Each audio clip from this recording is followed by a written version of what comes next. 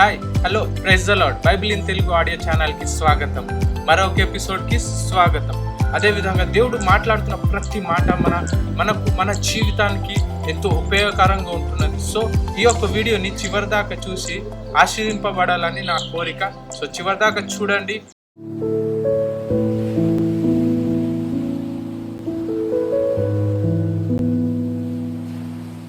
ద్వితీయోపదేశకాండము 17వ అధ్యాయము. నీవు కళంకమైనను మరి ఏ అవలక్షణమైనను గల ఎద్దునే గాని గొర్రె మేకలనే గాని నీ దేవుడైన యెహోవాకు బలిగా అర్పింపకూడదు. అది నీ దేవుడైన యెహోవాకు హేయము.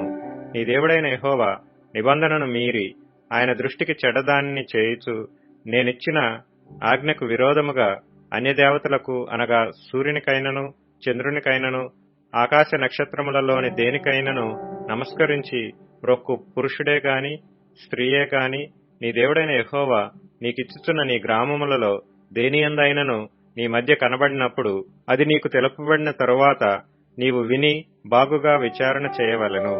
అది నిజమైన ఎడల అనగా అట్టి హేయక్రియ ఇశ్రాయేలీలలో జరిగియుండుట వాస్తవమైన ఎడల ఆ చెడ్డ కార్యము చేసిన పురుషుని గాని స్త్రీని గాని నీ గ్రామముల వెలుపలికి తీసుకొని పోయి రాళ్లతో చావగొట్టవలెను.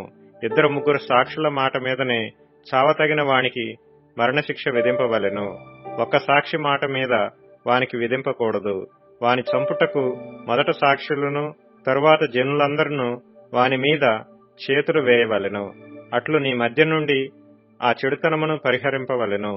హత్యకు హత్యకు, వ్యాజ్యమునకు వ్యాజ్యమునకు, దెబ్బకు దెబ్బకు నీ గ్రామములలో వివాదములు పుట్టగా వీటి భేదము కనుగొనుటకు నీకు సాధ్యము కాని ఎడల నీవు లేచి నీ దేవుడైన యెహోవా ఏర్పరచుకొను స్థలమునకు వెళ్లి యాజకులైన లేవీయులను ఆ దినములలో నుండి న్యాయాధిపతిని విచారింపవలెను.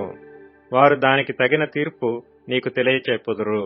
యెహోవా ఏర్పరచుకొను స్థలమున వారు నీకు తెలుపు తీర్పు చొప్పున నీవు జరిగించి వారు నీకు తేటపరచు అన్నిటి చొప్పున తీర్పు తీర్చుటకు జాగ్రత్త పడవలెను.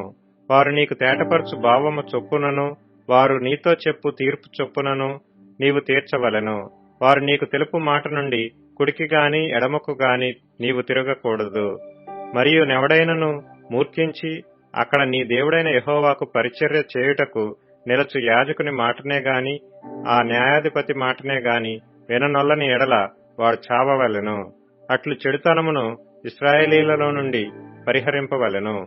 అప్పుడు జనులందరూ విని భయపడి మూర్ఖ ప్రవర్తనము విడిచిపెట్టెదరు. నీ దేవుడైన యెహోవా నీకిచ్చుచున్న దేశమున నీవు ప్రవేశించి దాని స్వాధీనపరుచుకొని అందులో నివసించి నా చుట్టూనున్న సమస్త జనము వలె నా మీద రాజును నియమించుకుందుననుకొనిన ఎడల నీ దేవుడైన యెహోవా ఏర్పరచువానిని అవశ్యముగా నీ మీద రాజుగా నియమించుకొనవలెను. నీ సహోదరులలోనే ఒకని నీ మీద రాజుగా నియమించుకొనవలెను. నీ సహోదరుడు కాని అన్యుని నీ మీద నియమించుకొనకూడదు. అతడు గుర్రములను విస్తారముగా సంపాదించుకొనవలదు. తాను గుర్రములను హెచ్చుగా సంపాదించుటకు గాను జనులను ఐగుప్తునకు తిరిగి వెళ్లనీయకూడదు. ఏలైనగా యెహోవా ఇక మీదట మీరు ఈ త్రోవను వెళ్లకూడదని మీతో చెప్పెను. తన హృదయము తొలగిపోకుండానట్లు అతడు అనేక స్త్రీలను వివాహం చేసుకొనకూడదు. వెండి బంగారములను అతడు తన కొరకు బహుగా విస్తరింపచేసుకొనకూడదు. మరియు అతడు రాజ్య సింహాసనమందు ఆసీనుడైన తరువాత లేవీయులైన యాజకుల స్వాధీనములోనున్న గ్రంథమును చూచి ఆ ధర్మశాస్త్రమునకు ఒక ప్రతిని తన కొరకు రాసుకొనవలెను. అది అతని యొద్ద ఉండవలెను. తన రాజ్యమందు తానును తన కుమారులను ఇశ్రాయేలు మధ్యను దీర్ఘాయుష్మంతులగుటకై తాను తన సహోదరుల మీద గర్వించి ఈ ధర్మమును విడిచిపెట్టి కుడికి గాని ఎడమకు గాని తాను తొలగక ఇండునట్లు తన దేవుడైన యెహోవాకు భయపడి ఈ ధర్మశాస్త్ర వాక్యములన్నిటినీ ఈ కట్టడలను అనుసరించి నడువ నేర్చుకొనుటకు అతడు తాను బ్రతుకు దినములన్నిటిను ఆ గ్రంథమును చదువుచుండవలెను.